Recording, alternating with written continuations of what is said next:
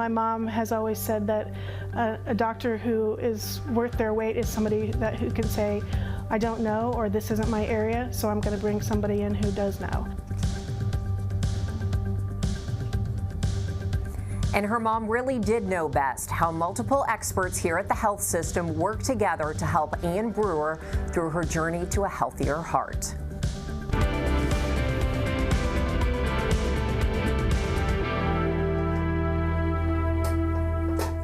Good morning. Welcome back to All Things Heart. I'm Angie Riccono in for Alexis Del Cid. I'm a new face for most of you. I recently joined the team here from KCTV5, and I'm thrilled to be part of the health system's medical news network. Now to today's guest. Ann Brewer knows how important it is to trust your instincts. She's been a cardiology patient since she was a baby. When she began experiencing new heart symptoms, she drove to the nearest emergency department and was frightened when those doctors told her she needed a heart transplant. When she got to her team here at the health system, she learned the fix was far less invasive. I went to one state because you just took a wrong turn. Ann Brewer and her parents, Patty and Bob, enjoy spending time together every single day. Quite amazing. We drink coffee in the mornings and talk about mostly whatever Dad wants to talk about. But when Bob and Patty start recounting their daughter's health journey, the baffle was what was put in when she was a baby. It's clear that they know more medical lingo than any parents would ever want to know. Yeah, her superior vena cava was completely occluded. The lead went through her vena cava, and they had to withdraw the lead. The past 51 years since the day Ann was born have been one long crash course in cardiology. A journey so remarkable that when Ann was a toddler, her story was featured in their hometown newspaper in Springfield, Missouri. I was diagnosed with transposition of the great arteries. This was all totally new stuff to us. Ann underwent her first of multiple procedures and surgeries when she was just a baby. We didn't know if she was even going to survive the first surgery that she had. Ann not only survived, she thrived, marking all the childhood milestones any parent could wish for. Graduation, creating her own family, and 18 years ago, when Ann was pregnant with her second baby, she moved to the Kansas City area where her parents had already relocated to be closer to them. She also joined the Adult Congenital Heart Disease Clinic right here at the University of Kansas Health System for her continued care. She didn't know that shortly after she would experience the most alarming health scare of her adult life. I suddenly felt like I was running a marathon even though I was sitting at the edge of my bed. She drove herself to the nearest emergency department. It was not affiliated with the health system.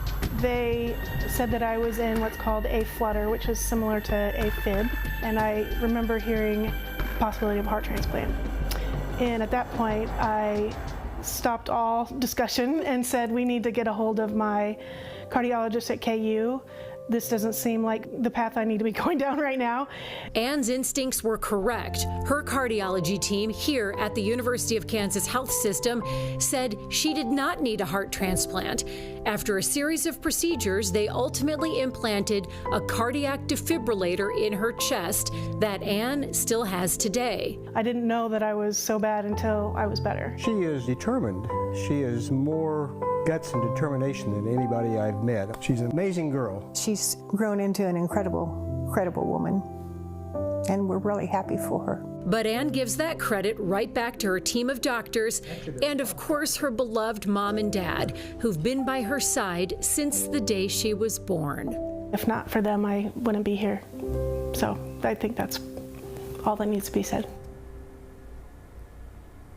And we are so happy to have Ann in studio with us today, along with two of her doctors, interventional cardiologist Dr. J.D. Surface, who specializes in adult congenital cardiac disease, and her electrophysiologist, Dr. Rigoberto Ramirez. So thank you everyone for coming. And Ann, let me start with you. How are you feeling today? Really good. Good. Kind of walk us a little through your journey. I know you've been a cardiology patient since you were a baby.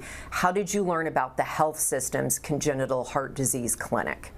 Well, actually, when I became pregnant with my second child, I knew that I needed to get a cardiologist locally because I was a new patient person to Kansas City, so I was directed to come to KU and started working with a doctor who's since retired, and just became a part of that community, I guess. I got a folder that says, "Welcome to the," I think it was like a heart failure group or something like that. So my doctor and I talked about maybe that's not exactly the message you want to give, because heart failure is not necessarily that it's failing, it's just struggling. Right, and that you just need more support. So Dr. Surface, let me ask you this. Are all of your patients, are they similar to Ann, where they're like pediatric patients from birth and then you take over their care, or do you have some patients who were diagnosed as adults?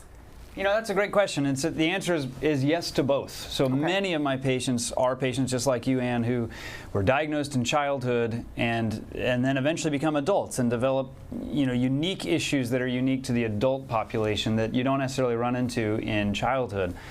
But there are lots of patients who are not diagnosed with congenital heart disease until later in adulthood, and so I certainly see plenty of those patients as well. Okay. Dr. Ramirez, were you familiar with Ann before she went to the ER, or did she come to you post-ER visit? Is that when you met? Yeah, so Ann actually connected with me post the ER visit. So she was well established with one of my colleagues that was managing her atrial arrhythmias. She had undergone several of those procedures, and they had implanted that intracardiac defibrillator.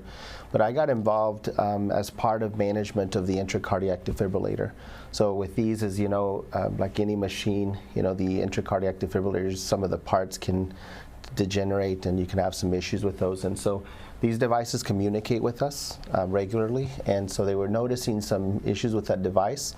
It was getting very close to needing her battery changed, and at that point, I'm part of the group of specialists that manages the way that we, you know, manage those malfunctioning leads or those leads that need to be addressed. And so she came in to see me in what they call the complex extraction clinic, and we're able to work through the situation, as you'll hear the story as it progresses. But yeah. Well, Ann, let's kind of back up. Let's start with that day. I know it's a very scary day, and I can't believe you drove yourself when you have all of this taking place. What was it like when you hear from that hospital, you need a new heart, you're going to need a transplant? Well, it's always been in the back of my mind that that would be something that I eventually would need, but for sure I was not prepared for that kind of information. I mean, I was in the hospital and immediately called my parents and said, come on over, and they were discussing that, and I just said, yeah, let's not do this right now. Let's figure out, I need to go where they know me, which was KU. And that's what I elected to do. And in fact, I called the hospital myself because they were kind of being slow about doing that. So I just called the on-call number, and actually my cardiologist called me back that night. Oh wow, so he happened to be the one on call. So you were very resourceful. Yeah, how long was it before you could get back in here? I was, they took me by ambulance to KU that night. Okay, wow. So you were connected really quickly. Yeah. So Dr. Ramirez, can you kind of like explain the difference between AFib and A-flutter? Because I know you were saying it felt similar to you. Sure. From what I understand, the symptoms are very similar, and I was feeling like I was running a marathon, although I was just sitting. Yeah. So Dr. Ramirez, what is the difference, please? Yes, so essentially with our congenital population, you know, one of the highest, they are very high risk of developing these arrhythmias, and really arrhythmias from the top or the bottom chambers of the heart. But atrial fibrillation and atrial flutter are two rhythms, arrhythmias that start in the top chambers of the heart.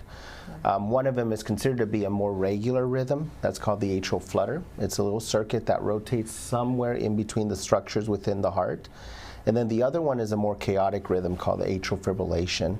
And that rhythm, it really involves the top chamber of the heart just having random firing, so there's no real organization to that rhythm. And what happens is that both of these feel the same because they're coming from the top chamber of the heart, and they're both can be very rapid, can be very fast. And so the traditional symptoms for this is shortness of breath, a lot of fatigue, and just, you know, feeling kind of this impending, you know, kind of doom sensation in some patients. And so fortunately, with those rhythms, you know, we do have different, you know, they're managed the same. Okay, so we manage them very similar. It's kind of almost managed as the same entity. You know, you consider blood thinners, anticoagulation, to protect patients from stroke, and you have several medications and procedures that you can consider to treat those arrhythmias and get them controlled, all kind of at the end goal to help keep the heart healthy and also relieve symptoms so that we can get patients back to their quality of life. Yeah, so speaking of like heart health, if she would have come here, let's say she comes into the emergency room and presents, would she have initially been put on a heart transplant list here? Is that kind of where she would have ended up if she was in this system, just with everything that was taking place? No, I think that's an important question, and the good news is that our transplant team here, and really everywhere that does heart transplant, it's a very thorough, complex, detailed evaluation of every patient that we consider for heart transplant before we would ever contemplate putting someone on a transplant list.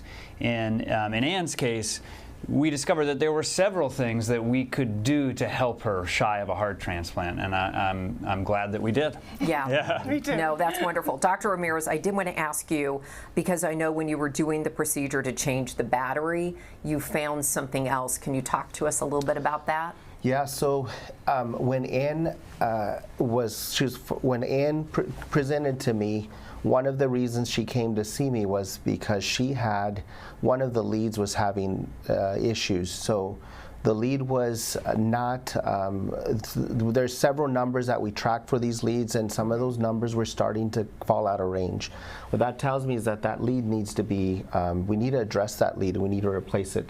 It so happens that a lot of times if you're not dependent on that lead to provide some support, some pacing support or some type of intervention, you can, and it's close enough to that generator change, you take advantage of using that generator change to also address the lead. But this is a complex situation, so when you have a lead that's in the heart, these wires or these leads are touching the vascular system and they're going through the structures within the heart. Everywhere that it touches the heart, it causes scar. And so that scar, in order to remove a lead or replace it, you have to be able to safely separate it from that scar. And you use specialized tools in order to do that. But in that procedure itself is complex. But when Anne saw me, and she gives credit to that I said I do need some help here, because because Anne's situation was complex to begin with from the extraction standpoint, but from her heart perspective and her congenital heart disease and her disorder, she's complex in that as well. And so we have, around that period of time when you came in, and we had gotten, there's a doc who had just started these conferences around the city and was, or gotten us re-engaged in those conferences, and I'd been a part of some of those. And so the first thing that came to mind is I got to talk to my congenital specialist, at that point. And so what I did is the next day after I saw you, I went straight to him. We started looking at imaging. We came up with a plan. We're going to present you at this conference. We have this testing that we need to do in order to figure out whether her baffle or that, her congenital, anatomy, if there was going to be other things that we needed to consider before I started putting tools inside the heart and started to, work these leads out. And sure enough, we presented her case, at this conference, and there was all these specialists, the surgeons, the interventional doctors that were weighing in on, how we could approach this. There was all this literature review that we did in the background to be able to take situations like you to be able to say, how can we manage this through a protocol? Dr. Surface was about to come on board, so we were super excited about having him on, and so we were able to actually, weigh and bounce off ideas, even though he wasn't here within the hospital, and talk a little bit through those things. And that's kind of what led to getting you, there's a couple of delays in the process, and I know there was some, when Anne came in, I'm like, oh my gosh, I'm gonna have to go in and talk to Anne about, moving this out a few more weeks, because I want to wait for Dr. Surface to be here. And I know there's a lot of anxiety there, but she was so appreciative and about the communication, and she really made it easy for us. But ultimately, in the end, we were able to get her in with Dr. Surface, and we were able to address that situation in a very effective, safe way. Over-prepare, but essentially got excellent results. No, but that's terrific to have that kind of team approach. Now, we do have some images of your heart that we're going to put up here on the screen, and I'm hoping that one of the doctors here Oh, we actually have some video first. We have it up if everybody can take a peek right over there. So Dr. Surface, can you kind of explain what the thicker dark section is in her chest there? Yeah, so maybe I can take you through some of this. I think maybe to start we should understand Anne's heart just a little bit. So Anne was born with a condition called transposition of the great arteries, where the two arteries off the top of the heart are reversed. And so the right ventricle, which usually pumps to the lungs, instead is being tasked with pumping to the body, and vice versa. The left ventricle, which usually pumps to the body, instead is pumping to the lungs. And she had a life-saving surgery as a child that we call an atrial switch procedure. And that is a complex, sort of origami-like surgery where the surgeon will create what we call baffles, which are tunnels that reroute the blood flow so that the blood that was previously destined for the right ventricle actually gets shunted over to the left ventricle so it can get to the lungs like it's supposed to, and vice versa.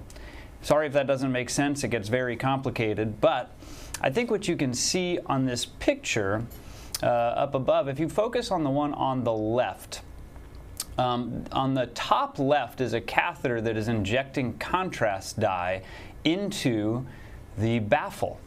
And you can see that sort of thin, squiggly line that's going diagonally from sort of top left down to the center of the screen. That's one of those pacemaker leads. Okay. And the contrast does not make it through that baffle. You can see that it ends in a little beak right there. And what that shows us is that that baffle was totally occluded. It was so full of scar tissue that Dr. Ramirez mentioned that no blood flow was getting through it at all. And Dr. Ramirez had to get those leads out, which is not the easiest thing to do. And so Dr. Ramirez and I did this procedure together. It was a very gratifying procedure because with a lot of work, a lot of elbow grease, Dr. Ramirez was able to remove those leads.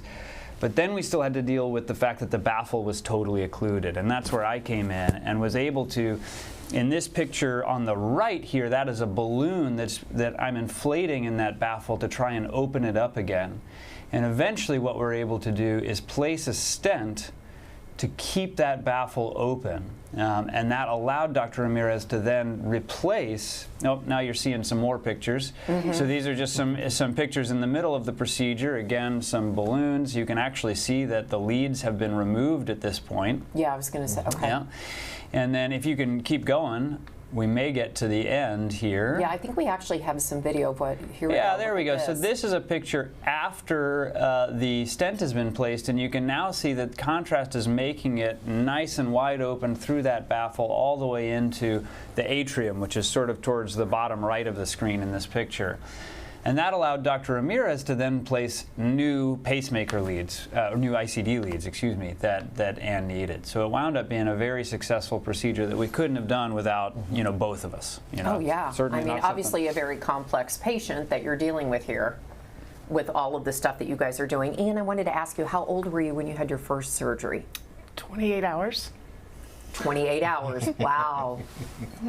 Yeah. So, did your parents know you were going to have heart problems when you were born? Is that no, they 'cause didn't. Back then, yeah, they said that I looked a little bit blue, and so they wanted to check that out a little bit, and that's when the ball started rolling of that. It came to pass that that's what I had, and that it was actually, I was born April the 8th, and it was the last snowstorm of the year in Springfield. Oh my gosh. So I was driven by ambulance from Springfield to St. Louis, where they did the procedure 28 hours later. Wow. Amazing. Now, we do have a lot of questions that are coming in, and if you have a question, and you can send it to us here on YouTube, Facebook, and the All Things Heart email, and you can find the links right here on your screen. Now, Anne, you shared with us that you didn't realize how sick you were until that procedure was done. So what did you notice after the procedure? How did things change for you? I could breathe a lot better. Wow. I mean, I just felt more energetic. And prior to it, I just felt like I was very fatigued, I say. And when you're a mom, sometimes that's just normal. Right. Kind of I mean, slowly... I'm getting older, Yeah. and I am a mother of two active teenage-ish now children, and so I just thought this is par for the course of being an older heart patient. That's exactly what I attribute it to, just like this is the way it's going to go. And I was sort of resigned to that a little bit, but then I thought, maybe there should be something done. Now, your dad says that you're one of the most determined people that he knows. And you've gone back to school to become a nurse practitioner, you're a mom, so how do you juggle it all? Grit. I think, I've always been somebody who moves forward all the time, and I just want to continue to moving forward, and so I just have to do what I have to do, and that's all. That makes perfect sense. Now, Dr. Surface, why is it important to have an adult congenital heart disease clinic? So what is the difference between that and just like a regular cardiologist? Because I think for most of us, we're like, why do you need to have that as a separate specialty? Sure, that's a great question, and the answer is simple. It's that congenital heart disease is a tiny fraction of the broad world of cardiology. And so for most adult cardiologists, what they see day in and day out is the heart disease that you develop over time, that you come upon as an adult. And we're talking about heart attacks and heart failure and heart rhythm problems. But they can be very, very, very unfamiliar with rare problems like Ann's. And as I hope you can see from Ann's situation, is that it requires some very particular expertise. You definitely need people who are specifically familiar with the unique issues that adults with congenital heart disease are faced with that are different in many ways from those with acquired heart disease. And what we have found in the literature is that adults with congenital heart disease really need ongoing, long-term, specialized follow-up care, and those that get it live longer and do better than those that don't. Wow. So if any of you watching are patients with congenital heart disease, find your doctor. Yeah, what a great message. Okay, let's go ahead and let's look at some of these community questions that are starting to come in. Lisa asks, how often will Ann need the surgery to change the battery?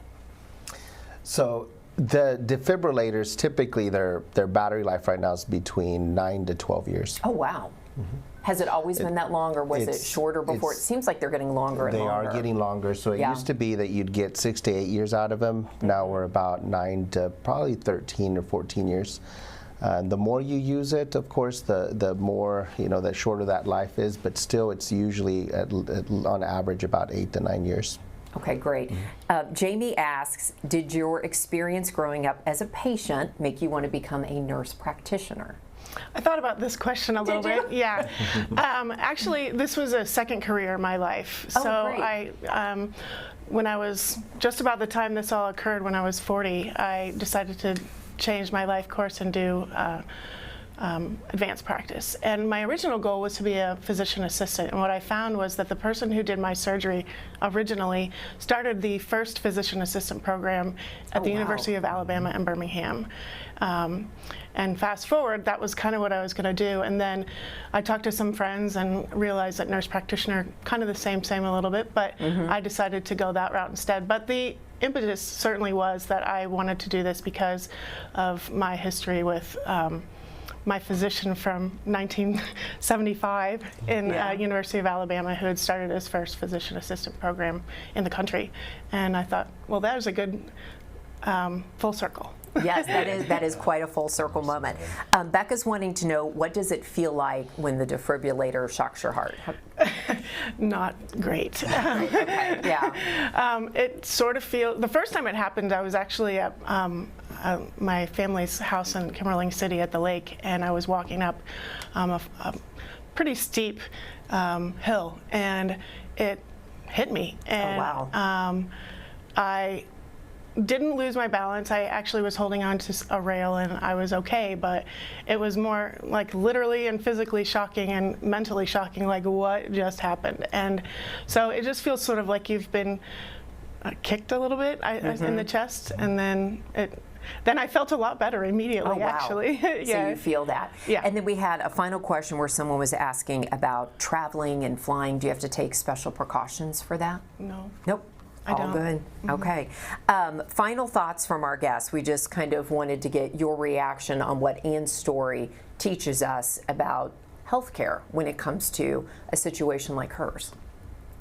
Sure. I mean, I think the most important lesson from my perspective is that teamwork, makes the dream work, right? Yeah. So, this wouldn't have been possible without Dr. Ramirez and I working together, and without that multidisciplinary conference that you discussed. And in fact, just before this, I was coming from that conference. So we just had that conference where we were discussing patients with complex congenital heart disease, and we discussed not just with folks at KU, but also Children's Mercy Hospital and St. Luke's, and it's a really great conference, and it gets a lot of expertise all in one room where we can learn together and come up with comprehensive plans for complex patients.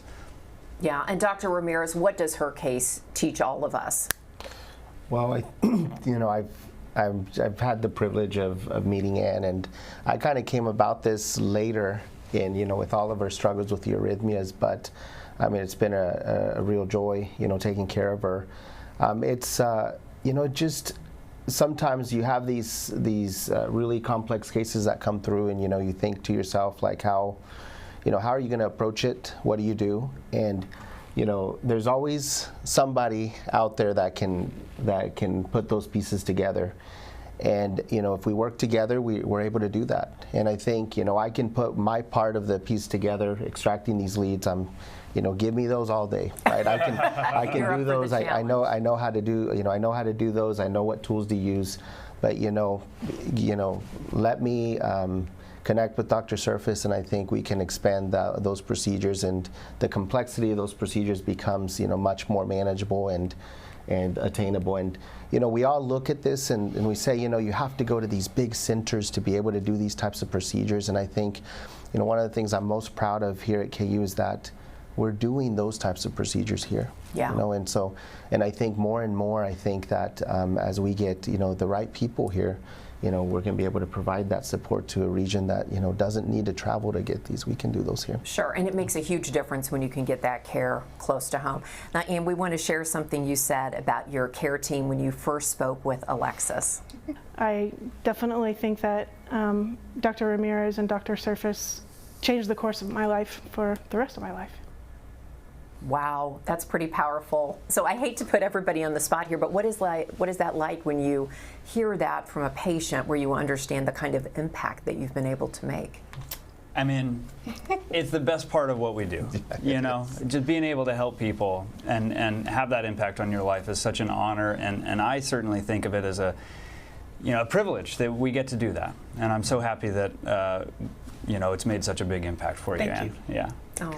Yeah, and then Dr. Ramirez, what kind of patient was Ann when it came to taking an active role in her own care? Because she's quite the patient. I know we're complimenting you guys, but she's a good patient. She is. She made my job easy, and I think part of it, her parents nailed it early on. She's a go-getter, and she goes for it. And that it's not just on how she manages her own health and her care there, but it's also in just her career and the things that she's done. So I think she's made it easy for us, and I think that I love that we're doing this story on her, because I think that you're a great example of just what we can do in reaching out and advocating for yourself. And it's been a journey, but it's been a real good one. Thank you. Yes. Me too. Well, we love sharing all of the incredible stories of the patients and the doctors and everything that they're doing together. But have you ever wondered what your doctor does outside of work? Now for a secret look into the guardians of healthcare at the University of Kansas Health System. Let's go behind the mask. Okay, I love this, behind the mask. So Dr. Surface, you have a beautiful family, and then you added the chaos of a puppy, and you told us about it. So we're hoping for a little bit of an update. How are things going with that? Yes, thank you. So this is my family, my wife Katie, and my 3 boys, Malcolm, Warren, and Harrison. And then you're right, we did decide to add a little puppy who is that a golden? He's a golden doodle. Aww. Yeah, he's now almost twice that size, even though it's only been a few weeks. Wow. And he's a terror. I love it. You've got everything so controlled here at the hospital, but then you get that big of amount of chaos. Okay, so now we want to check in with Dr. Ramirez. I think look at that. That is such a great photo of your kids. This is. Let me ask you this: do your kids think you're cool? Do they realize what you do?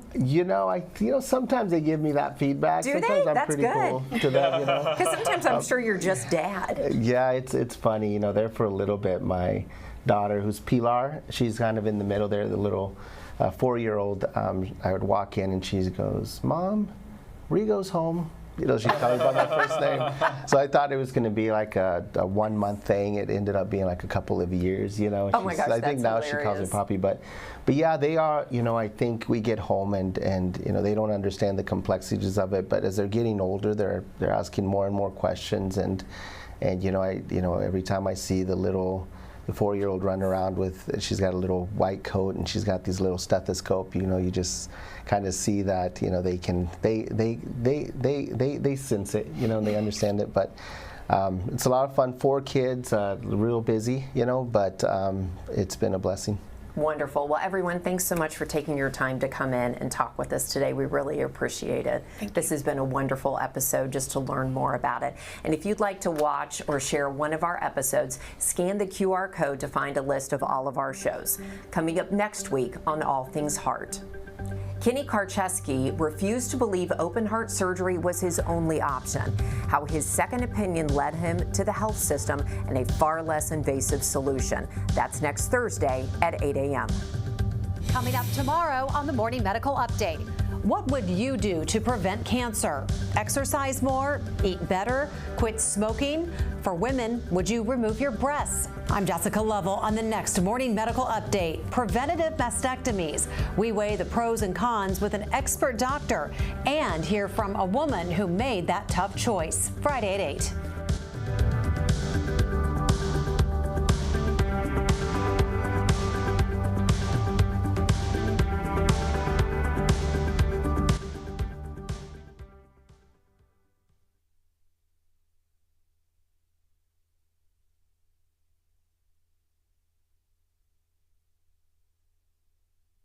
Thank you, Carrie. What's up? Sorry, I saw you were talking.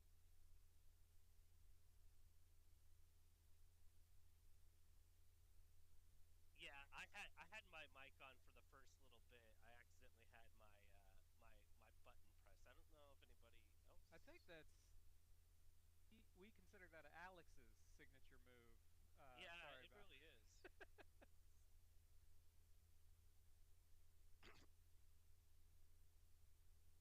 Yeah, I thought I saw you sign taking graphic. Yeah, so I was wondering. Yeah, sorry about that. Yeah, I'll keep a closer eye on that next time. That was definitely as I